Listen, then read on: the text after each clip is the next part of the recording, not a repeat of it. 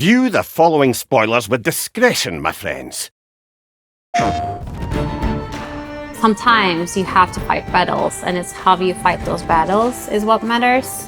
And I think knowing that you don't have to go through it alone is important, and you can have people around you. And I think that's what Kratos and Atreus and everyone in this game kind of learns.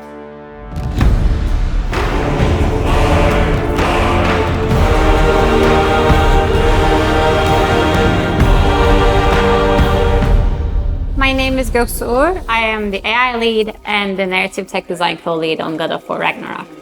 My name's Connor Radding-Bland. I'm a narrative animator here at SMS. I'm Andrew Loyola, or Aloy, as some of my coworkers know me as, and I'm a QA lead on God of War Ragnarok. I'm Rajul Ramchandani. I'm a tech designer here at Santa Monica Studios. As a narrative animator, usually my primary job is to work on the cinematics for the game. My primary responsibility is to manage the test coverage that goes into a game of its size. I'm a technical designer, and what that entails is that we end up working on set pieces, little character moments around the level, gameplay mechanics. It almost feels like we are building a puzzle together, but we are also building all the pieces from scratch. And as a lead, one of my biggest roles is making sure we deliver what we promised to deliver at the end. Ready. In the previous game, there was almost no family to start with. There was Kratos, who was afraid to show his true self because of her past trauma to his son. And we watched them kind of build that relationship as the game goes on. And we kind of got to a point where they were father and son at the end. In this game, we've explored a lot about Atreus figuring out who he is, but he can't really do that without the people around him. It starts with just Kratos and Atreus, and as they build their relationship, as they are becoming this duo of who's always there for each other, they also bring in other people. They bring in Mémir, they bring in Brok and Sindri, and it's not just them. Like, as you go through the game, you see the Freyr Five, you see the Odin and his family. Kratos tries to protect Atreus as best as he can through training, through being a literal shield for him. But Atreus wants to get out there and figure out what he needs to do on his own. And throughout the entire game, they're just butting heads on, I need to do this myself, or no, this is not our business. We need to protect ourselves. Stop thinking like a father for a moment and start thinking like a general. No! Odin's giving relationship probably is what attracted Atreus to work with him in the first place, despite knowing that Odin is the cause of many of the troubles of all of his other friends. Feel free to come and go. Take what you need, poke around as you please. You're not my prisoner. And more importantly, I'm not your father. Odin is more hands-off. Odin kind of sends him on missions, and he lets Atreus go out and about. I just wish Atreus were not so restless.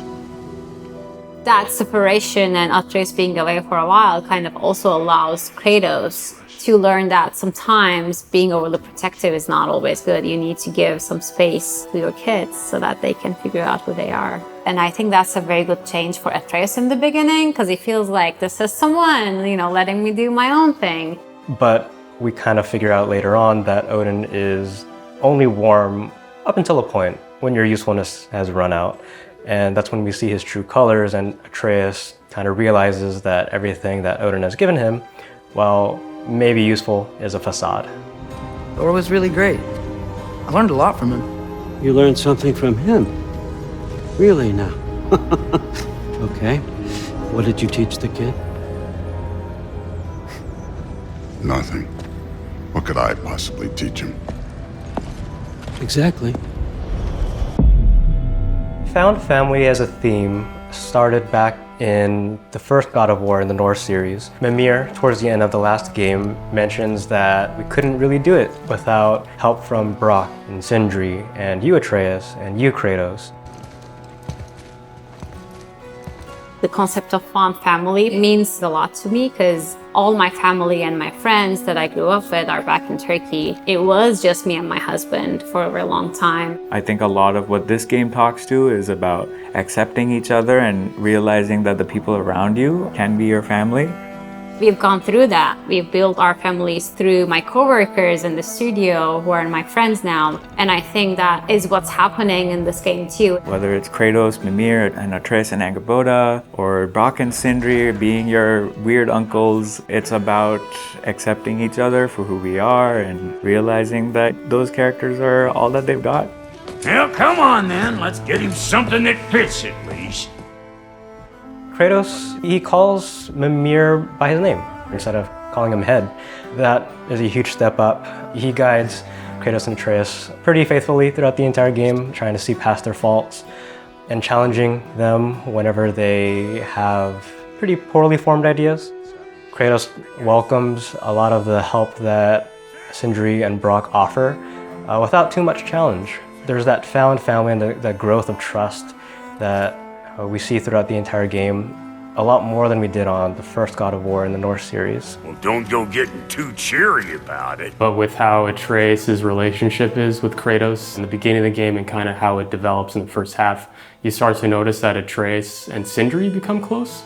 As Atreus kind of separates from his father, Sindri almost sort of becomes this other different father figure that's giving him advice and helping him out in a way that maybe Kratos would not do. As Atreus and Sindri form a strong bond, Kratos and Brock actually get to build a bond together. I find that pairing interesting because I think you get to learn a lot about Brock. Sindri and Brock, they're separated for pretty much most of the game, and then coming into God of War Ragnarok, they're together and they sort of let go of their past quarrels, and you really get to see that they've built a strong relationship. You mean we combine it with... That's right. And then when it'll go... Damn you, that's brilliant. Very well. The realm between realms is where Brock and Sindri live. Generally a safe haven for Kratos and Atreus. Player agency is something that we really care about in the realm between realms, whether it's getting a side quest from Ratatoskr or just accounting for the various player behaviors. When you walk close to a companion that's hanging around in the house, whether it's the shop or Brock or Tyr just hanging around waiting for his food or Atreus sitting in his room. We want you to feel like you've stumbled upon specific character moments. This place is great, Sindri. You built it all yourself? You know it. Showing their personality as much as possible in these spaces to the player. So the animation teams kind of have to make sure that what they do is very much in character, breaking everything down and thinking in very much detail and making sure we have the tech to do so. Being locked up for so long, you forget how much joy lives in the little things. Another relationship that I think is interesting is the relationship between Kratos and Freya. Last game, you see them build this relationship and you even see Atreus look up to her as almost a mom. Now, beginning of this game, you have a very angry Freya chasing you. But through the course of the game, you kind of see them work through that and mend broken relationships and kind of come back stronger. I do not regret saving your life, and never will. But the choice between life and death should have been yours to make. I should not have robbed you of that choice.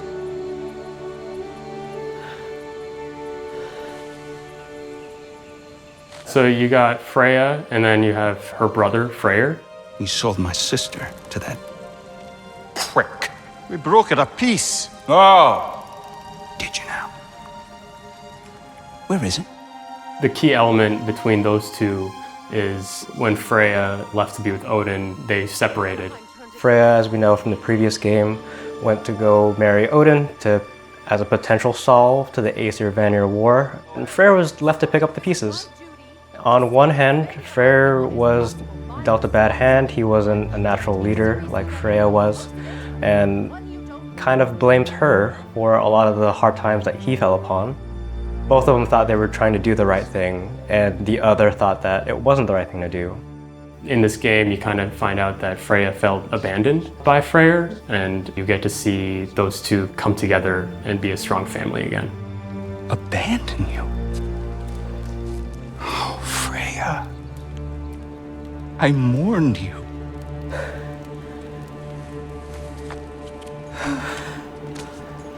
Oh, I've missed you so much.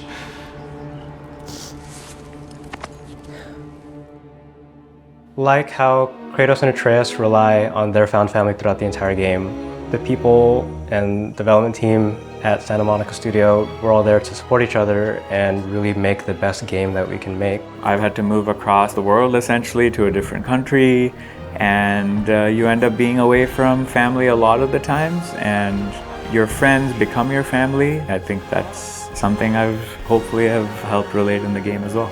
You know, I've really grown to love the narrative animation team here. It feels exciting in that we're all kind of coming together to create this awesome game. With all the relationships in the game, I think the biggest lesson is everybody has room to grow and room to write their own destiny. Life takes you through different paths, and sometimes you go through struggles, and how you go through them is important. And I think the family that you built around yourself, it would be there to fight those battles with you.